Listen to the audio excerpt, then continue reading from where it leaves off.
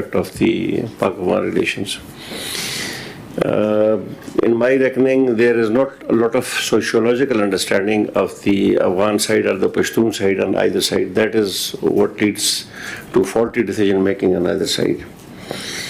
The state formation in both India, Pakistan and Afghanistan has actually gone through different experiences from the colonial era. So that is an important thing which actually comes to policy formulation.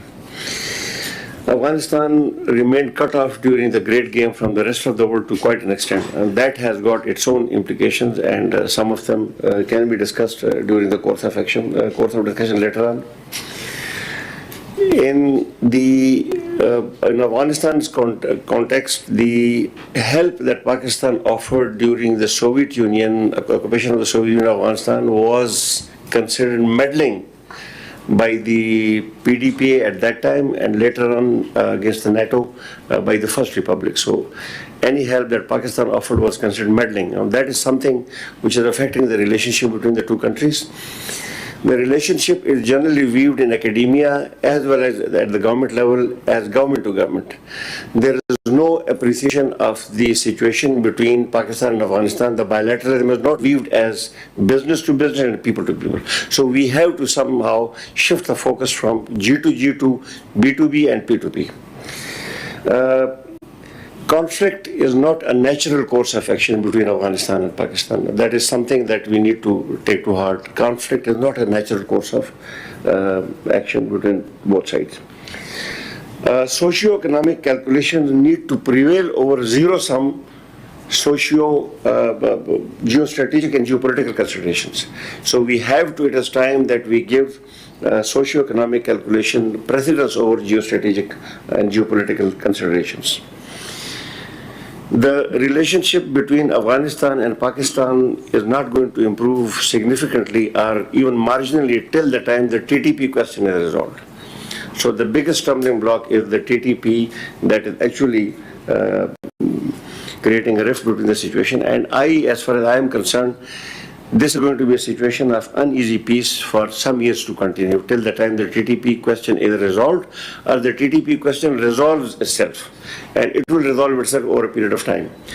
So that is more or less my take right now. We can go on to the specific policy. During the dialogue was very clear. We want to have an Afghan-owned and Afghan-led process inside Afghanistan. This was a very clear policy in Pakistan.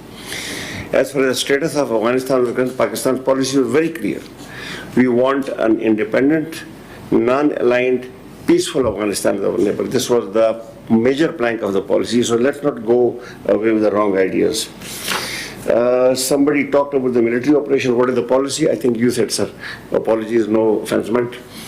The military operation, the policy has been clearly said by the defense minister, by the prime minister, and by the chief of the army staff. We will hit at the base of the operation if there is a terrorist attack in Pakistan. There has been no ambiguity on that, and perhaps as far as my 40 years military career is concerned, Pakistan has never been so clear as it is now about the relationship with Afghanistan. Somebody talked about the Pakistan is the only one that faces everything. Yeah, Pakistan is the only one in the neighborhood which has got a TTP problem. No other nation has a TTP problem. So till the time we overcome this problem, we are not going to see peace in the area. And then trade and economy, everything, as you said very rightly, the trade and the commerce is subservient to the geostrategic construct internationally, and that is the case, unfortunately.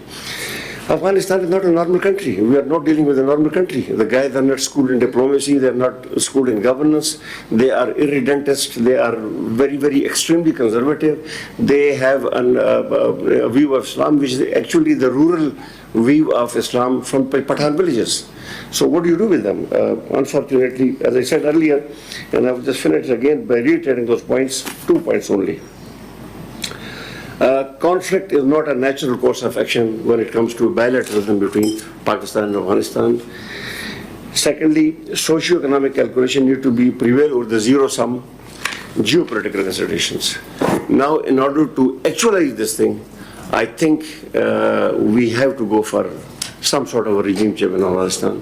I don't see personally any hope for the present political change in Afghanistan now, in near future or in distant future. So the regime change in whatever contraption, whatever combination is the only answer perhaps perhaps.